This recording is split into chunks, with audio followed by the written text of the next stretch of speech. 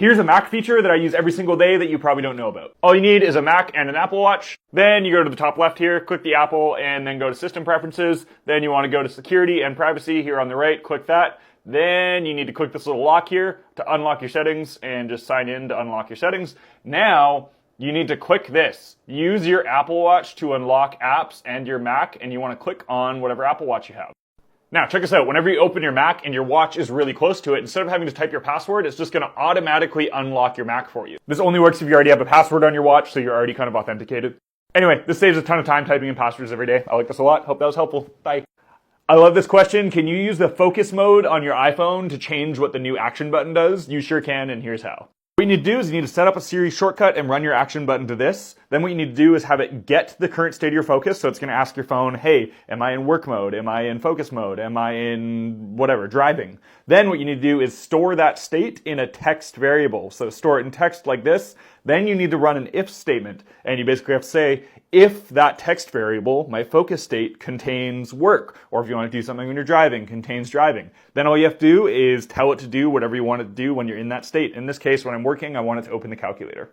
Now, you have two other options from here. If that's all you want to do, you could then just put the default state of what you want your action button to do down at the bottom here. So if I'm working, open the calculator. Otherwise, create a voice memo recording, or you could layer another if statement. Maybe when you're working, you want to open the calculator, and when you're driving, you want to play music. If working, open calculator. If driving, play music, then you do your default thing. Hope that was kind of helpful, because that was a really good question.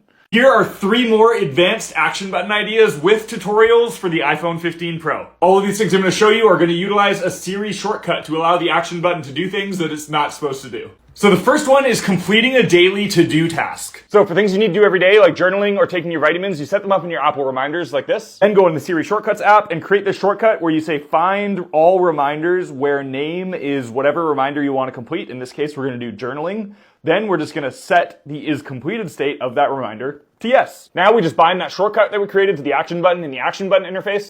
Now whenever I push the action button, it will complete my journaling for me. But we can make this better if you have multiple daily reminders like I do here. For this one, we're going to be using the choose list function. So instead of finding a specific reminder, we're going to find all reminders in our daily reminder list. Then we're going to pop up an interface to allow us to choose from which reminder we want to complete. We're then going to set the completed state of the chosen reminder to yes. Let me show you what that looks like. So we bound that new shortcut to the action button. Now when we press the action button, you'll see there's this really nice list that's going to let us select which daily reminder we want to complete. I really like this use case of the action button. It's a really good reminder to do your daily things because you're always going to see it there reminding you, and you get that little dopamine hit of actually physically pressing the button on top of actually doing the action to help incentivize you to do those things more. Number 2 is using it to send a text message. This sounds simple, but we can make it actually pretty useful. So the simplest version is this shortcut here.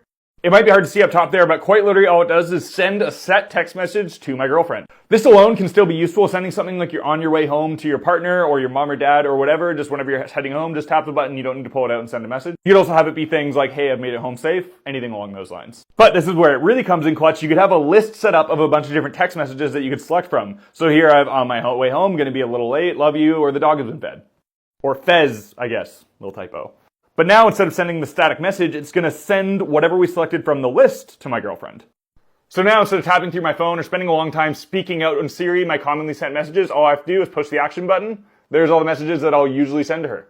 Now, this is really good, but you can make this even better. You could use this same drop-down menu to select who you're sending the message to. And you could even use dynamic variables, like having it send them exactly how long it's going to take you to get to a specific location based on your GPS, but that's outside of the scope of this video, but we like this use case a lot. Last one, we're going to go back to basics, but I only show you this because I use it all the time, and that's this one, tapping the side button and opening the calculator. This shortcut can't get any more simple. Open app, calculator. This is actually what I have the action button bound to. Currently, I use the calculator all the time for work, so it's just been so nice to have quick and easy access to it. But you can do this with any app, whether it's a calculator, maybe it's a very specific app that you use all the time for sports or work or whatever. You can do that, and it ends up being really useful. Anyway, that's 3 different action button use cases. I like this thing a lot. If you guys have any questions or any other suggestions, I'd love to hear how you're using the action button. Let me know in the comments there. I appreciate every single one of you guys. Thank you so much for watching.